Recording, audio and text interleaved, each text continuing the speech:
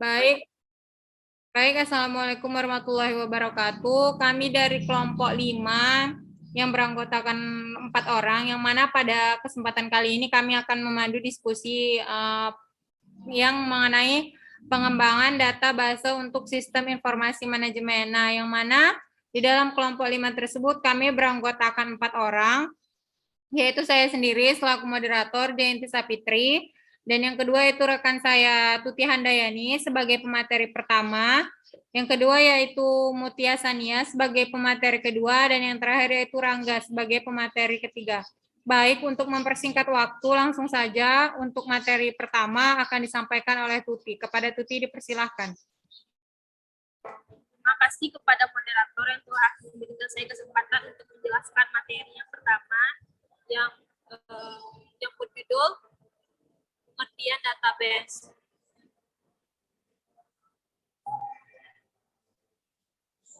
Base data atau juga disebut database terdiri dari dua penggalan kata, yaitu data dan base, yang artinya berbasiskan pada data. Tetapi secara konseptual, database diartikan sebuah koleksi atau kumpulan data-data yang berhubungan atau relation disusun menurut aturan tertentu secara logis sehingga menghasilkan informasi.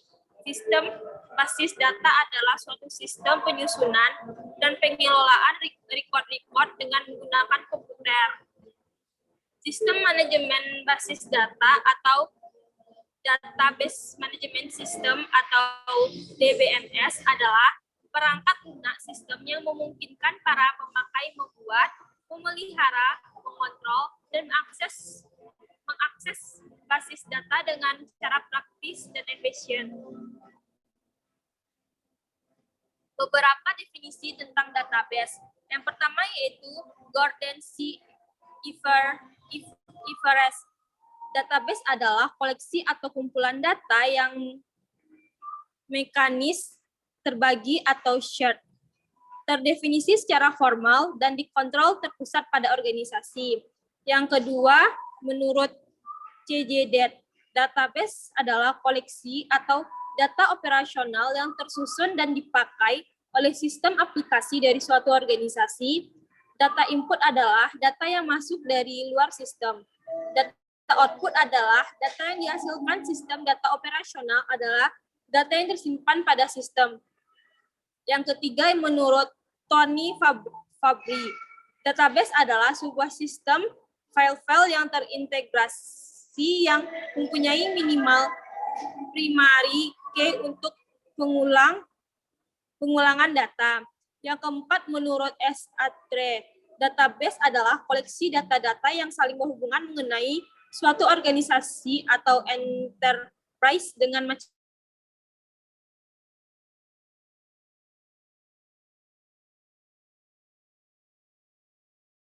yang dapat saya jelaskan. Saya kembalikan lagi kepada moderator. Baik, terima kasih kepada Saudara Tuti yang telah menyampaikan mengenai pengertian dari database. Selanjutnya, materi mengenai fungsi database akan disampaikan oleh Mutia. Kepada Mutia dipersilahkan. Baiklah, terima kasih moderator. Di sini saya akan membahas mengenai fungsi database. Yang pertama yaitu mengelompokkan data dan informasi sehingga lebih mudah dimengerti. Yang kedua itu mencegah terjadinya duplikat data maupun inkonsistensi data. Yang ketiga yaitu mempermudah proses penyimpanan, akses, pembaruan, dan menghapus data. Yang keempat yaitu menjaga kualitas data dan informasi yang diakses sesuai dengan yang diinput, membantu proses penyimpanan data yang besar, dan juga membantu meningkatkan kinerja aplikasi yang membutuhkan penyimpanan data. Selanjutnya itu suatu pengelolaan sistem database dalam dunia IT, sering juga disebut dengan Database Management System atau DBMS.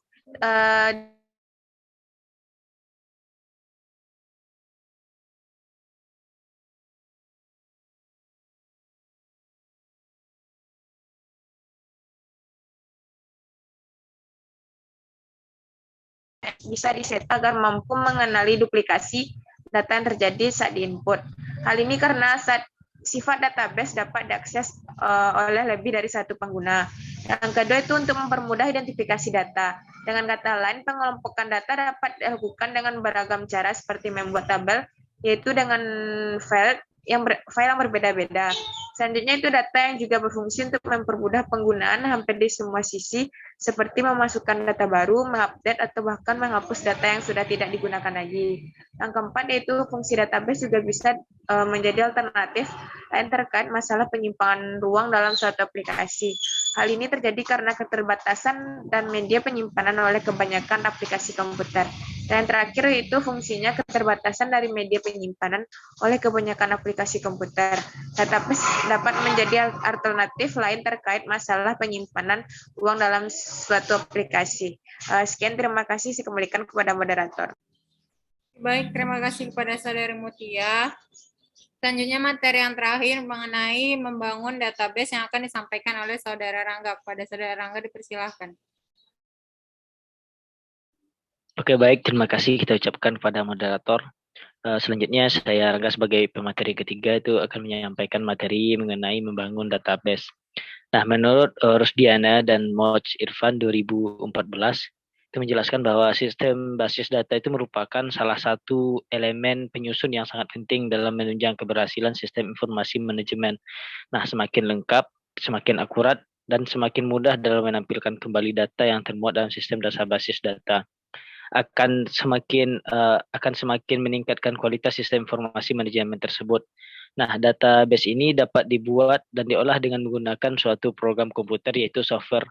Nah, jadi di sini dijelaskan bahwasanya database itu dapat dibangun melalui software dan software yang digunakan untuk mengelola dan memanggil query database disebut database management system atau yang sering disingkat dengan DBMS atau sistem manajemen basis data. Nah, mungkin hanya sekian yang dapat saya sampaikan. Terima kasih. Saya kembalikan kepada moderator. Baik, terima kasih kepada Rangga.